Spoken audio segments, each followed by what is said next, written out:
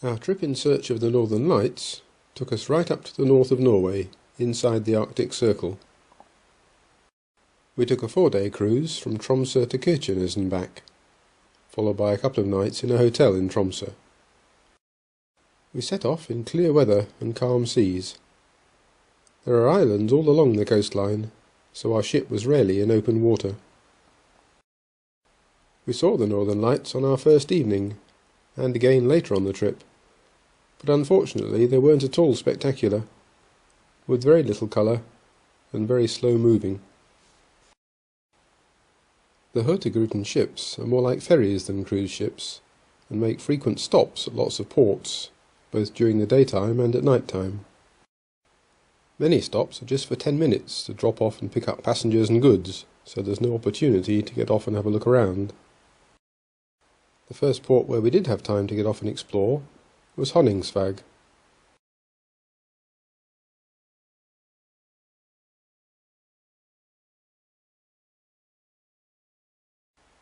In contrast to our disappointment over the Northern Lights, we found the daytime scenery to be spectacular.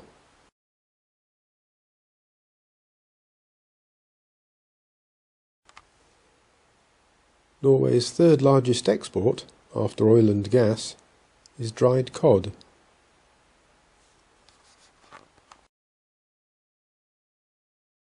These shopping baskets on runners were very popular with locals of all ages.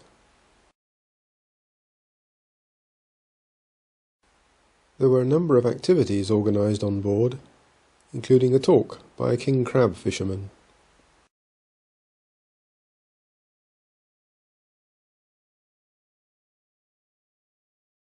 From Tromso as far as the North Cape, while we were in the North Atlantic, the daytime temperature was about -2 degrees centigrade. As we went further east into the Barents Sea, it dropped to a seriously cold -20 degrees centigrade, with ice forming on the sea.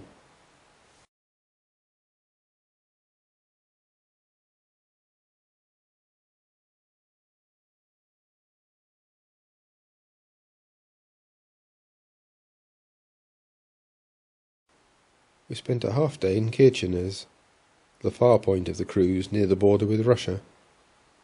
We took an organised excursion around the town and to a nearby snow hotel.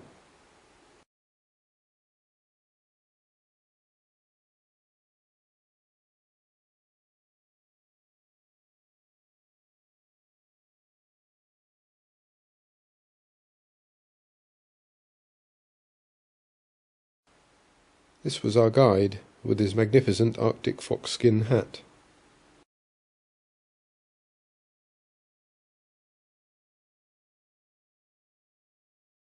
All the rooms in the hotel were individually decorated with ice carvings.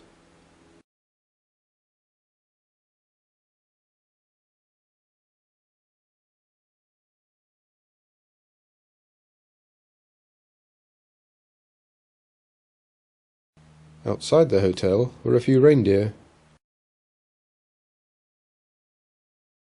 and some dog sleds taking people for rides around a frozen lake.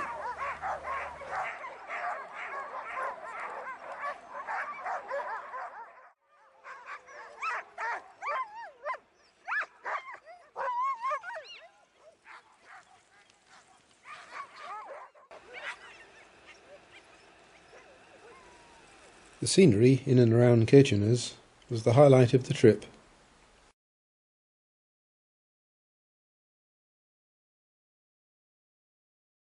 As we departed on our return journey back towards Tromso, there was an eerie mist drifting across the freezing sea. It hadn't occurred to either of us to pack our swimming costumes for this holiday, so during our brief stop in Barda, we were unfortunately not able to join the 20 passengers and a few crew for their dip in the Barents Sea.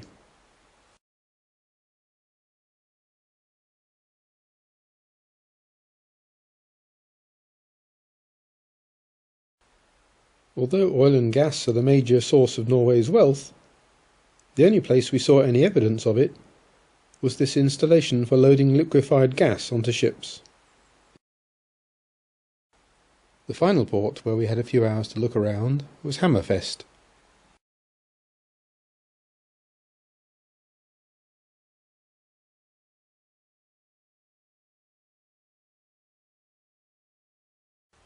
Hammerfest is the site of one of the survey points used in the early 19th century to measure the size and shape of the Earth. The survey point is marked by this memorial.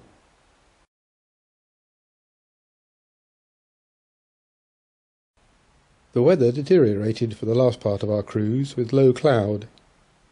We made brief stops at a few more small ports before arriving back in Tromso. Straight after arriving in Tromso, we went to a midnight concert at this cathedral known as the Arctic Cathedral. We then had a full day to look around.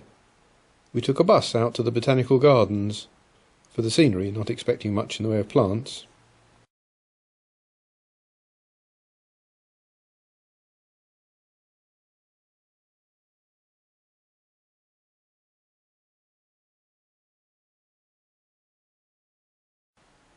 The city centre is on the island of Tromso, connected to the mainland by this bridge.